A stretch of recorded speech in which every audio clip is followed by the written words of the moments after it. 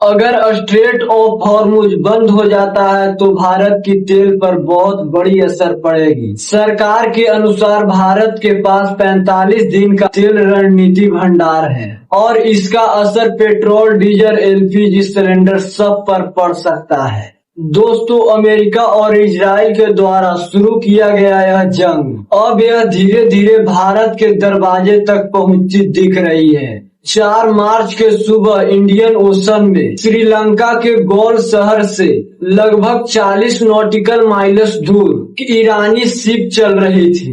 यह वह जहाज था जो कुछ दिन पहले इंडियन नेवी से मल्टीनेशनल एक्सरसाइज 2026 से हिस्सा लेकर लौट रहे थे, लेकिन अचानक एक अमेरिकन नेवी सबमरीन ने उस पर MK-48 टॉर्पीडो से हमला कर दिया। कुछ ही देर में जहाज समुद्र में डूब गया। इस हमले से 87 ईरानी सैनिक मारे गए और 32 सैनिक को श्रीलंका नेवी ने बचाया। सबसे बड़ा सवाल यह है कि यह सब इंडियन ओशन में हुआ, लेकिन भारत की तरफ से कोई प्रतिक्रिया नहीं आई। इस समय मिडिल ईस्ट में हालत बहुत तेजी से बिगड़ रहे हैं। अमेरिका और इजराइल ने ईरान के कई शहरों पर हमले किए हैं। रिपोर्ट्स के मुताबिक 2000 से ज्यादा जगहों पर बमबारी किए गए हैं। दूसरी तरफ ईरान भी जवाब दिया है। मिडिल ईस्ट में 27 अमेरिकी सैनिक ठिकानों पर हमले किए गए हैं। बहरीन में यूएस के 5 बड़े जहाजों के मुख्यालय के पास धमाका हुए हैं। कुवैत में 3 फाइटर जेट क्रैश हुए। इजराइल के तेल अवीव में कई इमारतें क्षतिग्रस्त हुए। अब तक ईरान में 1000 से ज्यादा लोग मारे जा चुके हैं और कई देशों में नुकसान हुआ है। इस जंग का सबसे बड़ा असर दुनिया की तेल सप्लाई पर पड़ सकता है। ईरान ने स्ट्रेट ऑफ हॉर्मुज के रास्ते को बंद करने की धमकी दी है।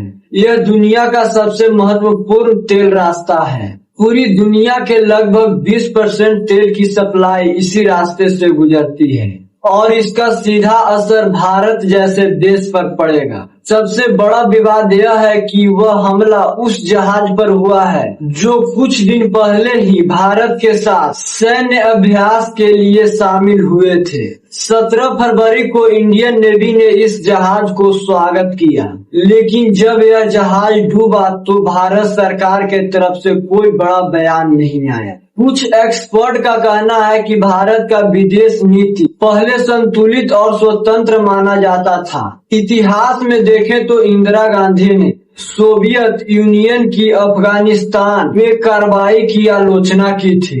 अटल बिहारी वाजपेयी ने 2003 में अमेरिका के इराक युद्ध में सैनिक भेजने से इनकार कर दिया था। मनमोहन सिंह ने भी बिलिया पर हमलों का विरोध किया था। लेकिन आज भारत का रुख पहले जैसा संतुलित नहीं है। बात करते हैं उस चीज की जिसका असर सीधे आम लोगों पर पड़ेगा। भारत अपने जरूरत का लगभग 55% तेल मिडिल ईस्ट से आयात करता है।